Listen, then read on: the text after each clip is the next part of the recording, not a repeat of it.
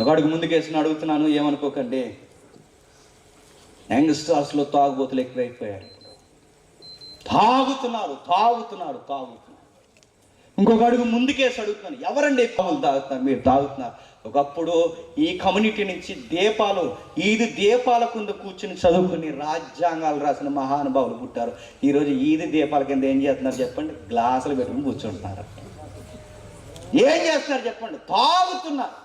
నీ వయసు ఎంత? నీ స్థితి ఏంటి? నీ కండరం ముదరలేదు, ఏమీ లేదు. 10వ తరగతి పాస్ అయిన దగ్గర నుంచి తాగుతున్నావు అంటే రేపు పొద్దున్న నీ మాట కసిగా పచ్చిగా ఉండాలని అంటున్నాను. సంసారానికి పనికొస్తావు అనుకుంటున్నావా? సంసారానికి పనికొస్తావు అనుకుంటే కిడ్నీలు పోతాయి, లివర్ కొట్టేస్తుంది, అంతర్గత అవయవాలు పోతాయి. ఇది ఎప్పుడే తెలియదు. సరిగ్గా పెళ్ళై ఏడాది తిరిగేసరికి ఆ పిల్లకే బరువు అయిపోతావు అనుకుంటున్నావు. తీసుకెళ్ళి హాస్పిటల్లో పడేస్తారు. చెప్పలేక, కక్కలేక, మింగలేక, నీతో పడలేక, చేసుకున్నందుకు సుఖం లేక, నిన్ను భరించలేక, నీ వల్ల ఉపయోగం లేక సూసైడ్ చేసుకుంటుంది ఆ పిల్ల. ఏమనుకుంటున్నావు? తల్లిదండ్రులు కలిసి రావు, ఏమి రావు. తాగులు పెద్ద ఫ్యాషన్ అనుకుంటున్నారండి. బైక్ మీద వెళ్తూ తాగుతున్నారు, నిలబడి తాగుతున్నారు, యూనిఫామ్లో తాగుతున్నారు, సెంటర్లో తాగుతున్నారు. తాగు, ఇలాగే తాగు. జాయిన్ చేసేసి పైపు వేస్తారు పక్క నుంచి. తాగు, బ్యాగ్ ఉంటుంది, సైడ్ బ్యాగ్ ఒకటి వేస్తారు, రెడీ గుడ్డు. తాగుతున్నారు. స్మోక్, మళ్ళీ అంత స్టైల్లో పైపాటు నిప్పేసి, ఈ పైపాటు నిప్పేసి స్టైల్గా తాగు. ఏగల మంచాలు ఉన్నాయి రెడీగా. తాగు. ప్రైవేట్ హాస్పిటల్ కూడా చేతులు ఎత్తే తాగు. జాయిన్ చేస్తారు అక్కడ. తాగు.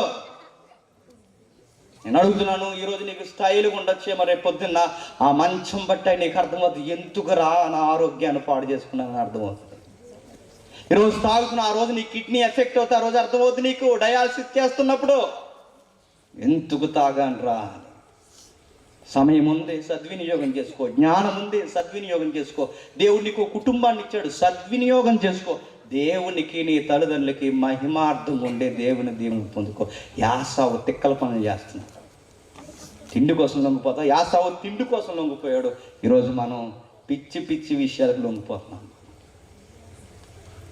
చదువుకోరంటే చదువుకోకుండా బస్సు వెళ్తుందంట, బస్సు వెనకాల వెళ్ళాడట. చూసారా చూస్తారు, శ్మశానానికి వెళ్ళిపోతుంది రెడీగా. చూసారట. ఎవరు చూడాలి నిన్ను? నువ్వు సైంటిస్ట్ అని చూస్తారు వెనక్కి తిరిగి. చూసారంటే ఆ గాలోడికి గాలి ఆవిడ దేవుడు ముడిచిపోతున్నాడు. నేను మళ్ళీ చెప్తున్నానండి, వీళ్ళెవ్వరి లైఫ్లు బాగోవండి. రేపు పొద్దున అప్పుడప్పుడు సోషల్ మీడియాలో పెడుతున్నారు చూస్తారా, ఈ చదువు తల్లిదండ్రుల నమ్మకాన్ని కావాల్సి వీళ్ళందరికీ సోషల్ మీడియాలో పెడుతున్నారు. మీరు కావాలని చూడండి పోస్టులు. రేపు పొద్దున ఆ పోస్టులు నాకు చాలా నవ్వొచ్చింది. ఈ మెరుపులు, ఈ ట్రాన్స్ఫార్మర్ పేలిపోవడం, ఈ గాలి ఎంత ఫీల్ అవుతారండి వీళ్ళందరూ. 7 జన్మల బంధం ఇవన్నీ.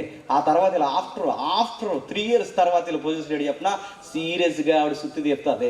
సీరియస్గా ఇక్కడ పెడతాడు, సుత్తిని కొడుతుంటాడు. చూసారా? అంటే ఏ పని చేస్తారు చెప్పిన? ఏ పని చెప్పండి? అదేం పని అండి అది? సుత్తి శానం. అంటే రేపు పొద్దున్న వర్క్ ఏడు చెప్పండి. ఆ వీడియో చూడండి ఎంత నవ్వు వస్తుందో. అంతకుముందు ఎంత స్టైల్ కొట్టారు. ఆ తర్వాత ఏడు చెప్పిన సుత్తి శానం కూలిపని పోతారు ఇద్దరు కలిసి. అది నేను అడుగుతాను, దేనికి పని జరుగుతుంది కంటే మీ చదువు పాయే, మీ పనికి వచ్చింది పాయే.